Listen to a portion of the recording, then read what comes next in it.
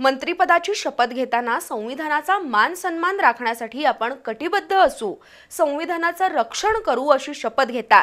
पण मग निवडणुकीत केवळ आपल्यालाच मतदान मिळावं यासाठी तुम्ही महिलांना मिळणाऱ्या शासकीय योजना बंद करण्याच्या धमक्या का देता, असा सवाल समरजित सिंह घाटगे यांनी उपस्थित केला।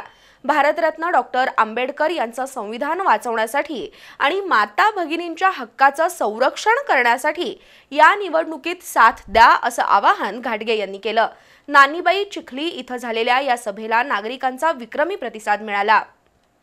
महाविकास आघाडीचे उमेदवार समरजित सिंह घाटगे यांच्या प्रचारासाठी कागल तालुक्यातील नानीबाई चिखली आणि म्हाकवे इथं जाहीर सभा झाल्या। त्याला नागरिकांचा उदंड प्रतिसाद मिळाला। कोल्हापुरात 1100 बेडचं हॉस्पिटल उभारण्यासाठी पालकमंत्री प्रयत्नशील आहेत, पण ज्या मतदारसंघानं त्यांचा 25 वर्ष सांभाळ केला तिथं निदान 500 बेडचं तरी हॉस्पिटल उभारण्याची त्यांना सुबुद्धी का सुचली नाही, असा सवाल समरजित सिंह घाटगे यांनी उपस्थित केला। युवा पिढी व्यसनांध होण्याचं पाप त्यांच्या माथ्यावर आहे असंही ते म्हणाले। या निवडणुकीत आपल्या हक्काचा आमदार म्हणून एक संधी द्या। तालुक्यातील बेरोजगारी, शिक्षण, आरोग्य आणि सर्वच प्रश्न सोडवण्यासाठी कटिबद्ध आहे असंही घाटगे म्हणाले।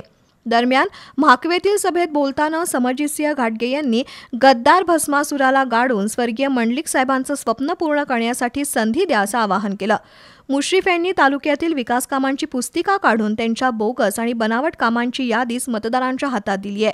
या पुस्तिकेमुळे समरजित सिंह घाटगे यांचा विजय आणखी सुलभ झाल्याचं गोकुळचे माजी अध्यक्ष रणजितसिंह पाटील यांनी सांगितलं। यावेळी स्वाती कोरी, ॲडव्होकेट सुरेश कुऱ्हाडे, बाबासाहेब पाटील, दत्तोपंत वालावलकर, संभाजी भोकरे, सागर कोंडेकर, शिवाजी कांबळे, अजित मोरे, बाजीराव पोवार, एस.टी. पाटील यांची भाषणं झाली। तर शिवानंद माळी, अतुल दिघे, दत्तामामा खराडे, वाय.टी. पाटील, बाळासू काटकर, मल्लू जंगम, सरपंच कविता पाटील, उपसरपंच रणजित लोहार, विलास पाटील, संदीप पाटील, अजित पाटील, रघुनाथ पाटील यांच्यासह नागरिक उपस्थित होते।